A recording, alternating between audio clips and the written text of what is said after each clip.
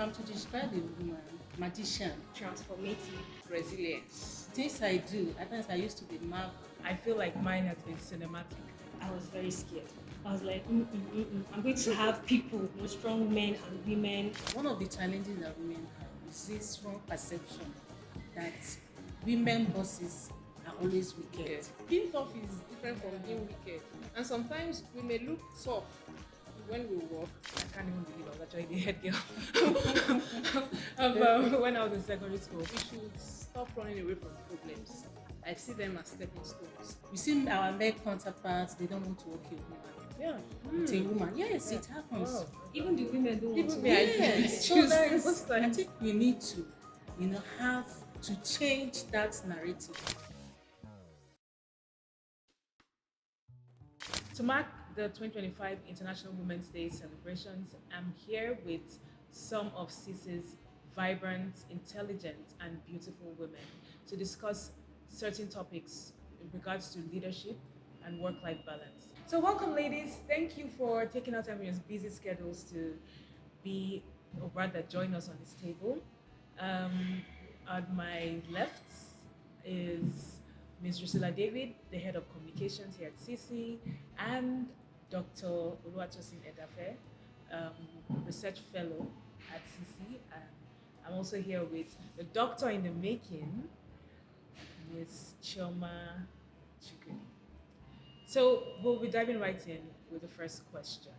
In one word, how will you describe your life as a woman from girl child to womanhood? Doctor in the making. Good morning, everyone. It's nice to be here with you. Happy International Day to you all. Thank To the women in CC and women all over the world. If I'm to describe a woman, myself, times I usually see it as a magician. The things I do, at times I used to be marveled. It's all about multitasking, doing all these things at the same time, playing different roles. You see yourself at work, at home you're a mother, you're a wife, you're a manager, you're a lawyer, you're a doctor. So it's been an amazing journey. Thank you. And Ms. Wasila? For me, it's been, I say one word would be transformative. Journey from being a young girl child with all these dreams, and then having to move into being a teenager and then a young adult, and then where I am today. It's been transformative and quite an interesting journey for me. Interesting. And Dr. Edafe? For me, it's resilience. That's the word. That was nice. That was a very short word. I think for me, when I was thinking about this question, I feel like mine has been cinematic. Like, what you watch in the movies, like Ms. Drusilla said, transformative from being a girl child, facing the challenges and all of that, and then becoming a woman, learning more about yourself, knowing what you like, what you don't like, and, most importantly, what you want to become and who you are becoming. Speaking about that, I'm curious to know, when you became a leader, how did it change your life? So think about when you first got your first leadership position. It could be at the workplace, it could be maybe when you were just finishing school. Or how did that shape the leader you are today? For me, having to work with many people, sometimes could be, let me say, interesting. My leadership journey has taught me that growth is not just about individual achievements. It's about building communities of empowered people that can drive collective success. And, from that saying, we'll rise by lifting others. So I believe that I try to encourage people around me to grow. It's not by my personal achievement, it's a collective effort. What are we doing together? What is the result we're going to achieve together? So that has been it for me. Do you think it's the same thing for you? Yeah, mine is similar. So I started my own leadership experience right when I was in the bank. So when I was a merchant teller. So I have people that I supervise. So it's all about doing things in appropriate ways because those people, they are looking up to you. So that period, I try to all those responsibility. So I try to carry it on. It's more about democratic style of leadership where I try to collaborate with everybody. So it's it's more of open communication. So it's not more of a authoritative where I dictate. So I allow everybody, my team, to participate in decision making. For me, I think my own leadership journey started when I was quite young. I'm the first child, so I feel like I had so much responsibility growing up. You're the one we are looking up to. Your siblings are looking up to you. My parents sort of held me accountable for okay, why is the house not properly arranged? Why are your siblings dirty after school? You guys did not have your baths. Those little things they kind of instill that leadership quality in me. So when I was given this role as head of communications at CC, it was a different ball game entirely. I was very scared. I was really very scared. I remember I was speaking to my husband. He was one of the people that encouraged me. You can do it. I was like, I'm going to have people. I will be accountable for different people. These are not my family. They are different people. Strong men and women from different backgrounds. How is it going to be like? It was a different ball game. But I think over the years I have learned to be I think just like Dr. Edafe said, or I think Chioma, I'm not sure, but just allow people. It's not all about being authoritative. You allow people to also grow on your team. I think that has really helped me. Um, in terms of my relationship with my team members. So I think that's I'm still learning. I'm still growing. I believe. But in terms of being a leader, yeah, that has just been my journey in brief. Wow, that's Yeah. really insightful. I'm getting, being inclusive in your decision making, being collaborative with your team.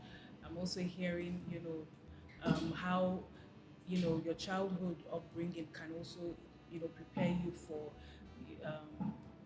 the workplace. So those are interesting perspectives. I think for me, it was basically, I think, being the head girl of my. I mean, I know it's. I can't even believe I was actually the head girl when I was in secondary school, and yeah, it's of course a different ball game now.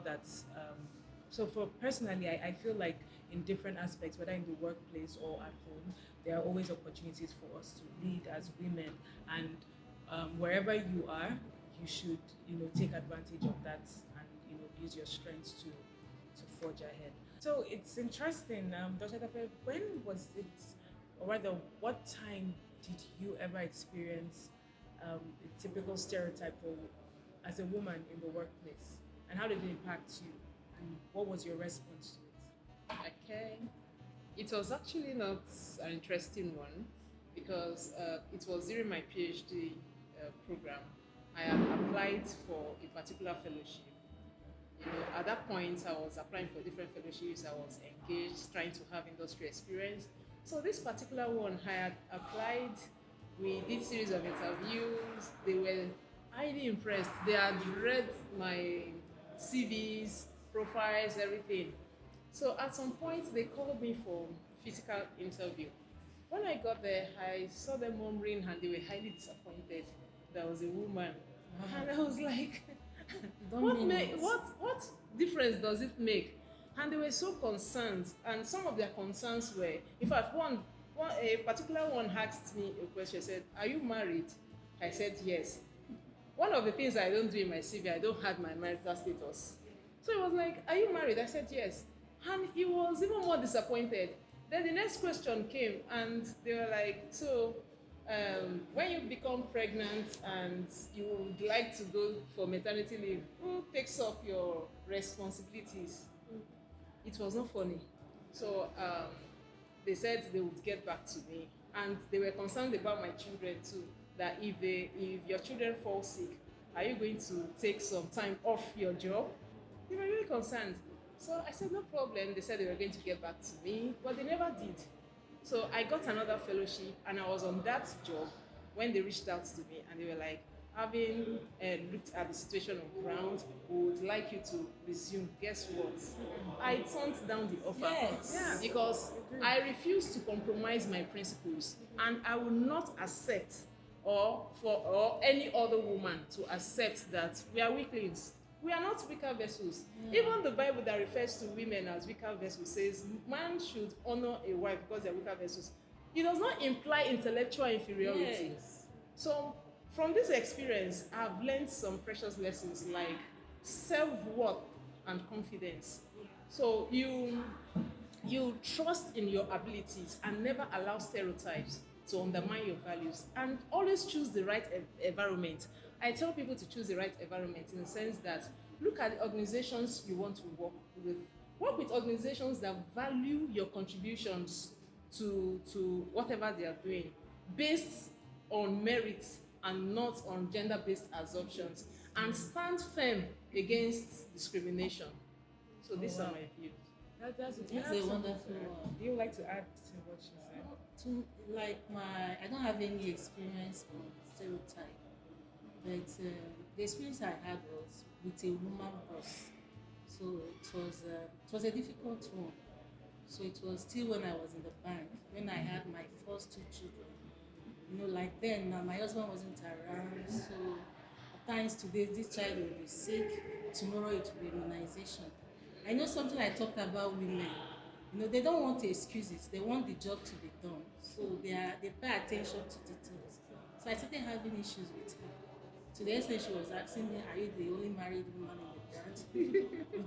Notwithstanding, to understand that I'm a young mother, what I was going through, but her own is that she wants the job to be done. So that was the experience I had with her. So at times I also learned how to manage her. You know, like women boss, they are quite different. Some days you see her, she'll be happy. So if I want to get something from her, so those good days, I will strike. Please, I need this. So she usually have all these mood swings. Some days she'll be high, some days she'll be low. At times, you know, women now how emotional we are. Some days she'll be provoked at home, she'll bring it to the office. So these are the challenges I had, experiences I had with her. So in terms of stereotyping, I've not experienced it. With respect to women, you mentioned something about mood swings. You know, you mentioned something about there are some other things that you mentioned. Of course, Emotions. child care, emotions, in your Family. own, exactly, family, and in your own case as well. They were asking you questions that, oh, when your child, you know, you get pregnant, who is going to? I mean, these are probably the concerns organizations will have. But we also know that there are organizations that don't look at it from a place of weakness, but rather as a place of strength. At least there are organizations who I know have, you know, they make provisions for many of these things. So just talking about um, how women are able to manage work, life, take care of children. Um, do you want to share managing a family home front, you know, and all the other responsibilities that they have to take on a daily basis in addition to their work in the office? How do you think women, you know, rather, how have you been able to do it in your respective roles? So maybe I could start with, we'll just go around with you. Okay. So for me, I set clear boundaries. So there are boundaries between work and family. So when it's time to work, I work. Everybody knows that I go to work 9 to 5, Mondays to Fridays. So during that time, I know that this time is designated for work. Then for family, in the evening, when I get home, I prioritize that time for family.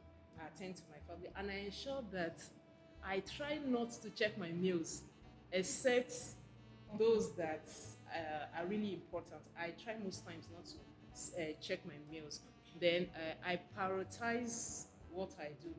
When I wake up, I have a to-do list of things I want to do part-time. I allocate dedicated time blocks for them. And I also delegate and try to say no. I say no to commitments that do not align with my priorities. and I delegate duties. I cannot do it all. So I assign duties to people. You do this part time, and with that, I'm relieved of some things. And Ms. Priscilla, how are you able to manage the home front and then also leading, one of the leading think tanks in Nigeria and I dare say Africa? Interesting. Okay, so I think for me, I sort of struggled with setting boundaries when it comes to work at home. It used to be about work, work, work for me. I think maybe there was this a little bit of pressure to just meet up with the expectation that the office wanted. Okay, we want you to. You've been given this role, and we expect that you know, um, work hard to really show why it is that you were picked for that role. But age is not on my side again. So I've learned to prioritize, just like Dr. Enoch said. You have to set boundaries. I think about my mental health these days. Anything that is going to, put so much pressure on me, I've learned to okay, this is work time, this is for home. Yes, and also in terms of even working with the team, try and let other people do some things. I mean, you're the head of the team. You shouldn't be doing everything by yourself. How do people around you grow if you don't let them also do things? So you have to like she said, delegate responsibilities to people to also help them grow. That is one good thing in terms of helping your team members also develop themselves. Yeah, so that's one of the things, or rather two things that I've been able to improve on for myself. So talking, thank you so much. So talking about what you said, the previous experience you had, and now that you are in this role, how has it changed? How have you been able to manage, home front and work? Okay. From what my colleagues, they have said a lot on it. It's all about planning. So you plan to strike a balance. And one thing about me is I try to take things bit by bit. So I presently I'm running a program in school, my work, my family, and all these things I mentioned, they run concurrently. So I do everything together. But what I do is I do a timetable. Like my school activities, I know when I'm writing exams, I'll know the time, I'll mark that time. And before that, I try to communicate with the family. So I have to face my exams. That we should please. I usually discuss that with my husband and children. So they try to fit in, to assist me. So after my school activities, like this period we are on break, I'll now go in full to the family affairs. It's all about planning and prioritizing your tasks. Know the one that you do first, know the one that follows suit. So like that, you create a work-life balance. Yeah. Amazing. And sorry for continuation. In addition to what she said, I think sometimes I integrate self-care. Like after a very long day of work, I try to pamper myself. I have a way of relaxing. It could be through meditation and meditations, and then sometimes I do some sort of self affirmation. Edafe, you will get there. Edafe, you can do this, because there are some tasks that are really demanding that you before you know it, you become aggressive and you transfer aggression on people. So I keep telling myself that I can do this. I'm the best. This report is the best, even though you don't have you don't know where you're starting from. Yeah. So I also encourage people to integrate this self-care into their daily activity. I mean, that it's interesting getting everyone's perspective, and one of the key things I'm getting is planning, prioritization. Also, of course, prioritization also includes taking care of yourself, because as you're thinking about every other person, I think everybody needs the best version of you. Yes, I think women always have to show that they are strong, because generally society views us as the weaker vessel. vessels in quotes. So you just have to do everything has to come double. What a man is doing very casually, the woman has to work extra hard, to prove herself, to actually show that she's worth whatever job or whatever role it is that she's doing. So I think that's just how it is. But these views actually they have to change. They do have to change, because I think both men and women, we have our strengths, we have our weaknesses, and it shouldn't just always be that because you're a woman, then you can't, You you know, overwork yourself. yeah, you have to to overwork prove a yourself point. to, show them that you're actually worthy of that Yeah. position or whatever it is. And sometimes we may look tough when we work, but I want to state that there's difference between being tough and being wicked. Some are just naturally wicked. Because I remembered when I was in school, I was the first female SCG president, and I worked with men. You know, sometimes I need to come tough, as if I'm not a weakling, I'm not the weaker vessel, but not being wicked. So sometimes in the workplace, we meet these wicked ones. So I feel it's maybe not true. I feel it's innate. If you are wicked, you are wicked. If you are loving, you are loving. When you squeeze an orange, what comes from an orange? Orange juice. Orange So juice. it's part of you. So you use wickedness if you are wicked. So it's not being tough is different from being wicked. There are some you cannot even face them. You can't work with them. They are just naturally wicked. You don't know when they're in good mood. You don't know when they are smiling. You don't know when they are happy. When you even see them smiling and you think you are happy, it's something else. So they are two different things. In addition to what you said there, one of the challenges that women have is this strong perception that women bosses are always wicked. You see our male counterparts, they don't want to work a woman. Yeah. With a woman. Yes, it happens. Wow. Even the women don't want Even to me, work. Yes. So choose there is, most I times. think we need to, have to change that narrative. Yeah. At times you say that you don't judge a book by its cover. You've not worked with that person. You don't know how that person works. You've already assumed the fact that she's a woman, she's wicked, which is wrong. Yeah. So And we maybe- should learn to manage our emotions. Don't bring your emotions to the office. I was about to say that's why, I mean, I think we've had, every year we do emotional intelligence here at CSEA, exactly. where we are, we're because this is where training comes in too. 'Cause some people don't have that background where they are coming from, and then they now come to work, and then so this is the responsibility of the organization too.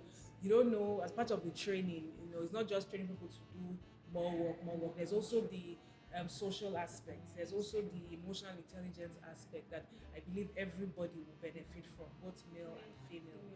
What you tell your younger self, with respect to these conversations that we've had, what will, let's say you're going to write a letter to your younger self, thinking about a career, because when we're really young, they're already asking, what do you want to be when you grow up? What would you tell your younger self? It's true. For me, I'll say, dear me, never doubt yourself. Just don't leave room for any self-doubt. Always be confident. If you fall, try to rise again. I think that's one key thing I tell myself, my younger self. Interesting. What about you? Okay, what I would tell to my younger self is, Chioma, you can do whatever you want to do. Whatever you want to be, you can become whatever you want to be. Unless you have the mindset that you can do it.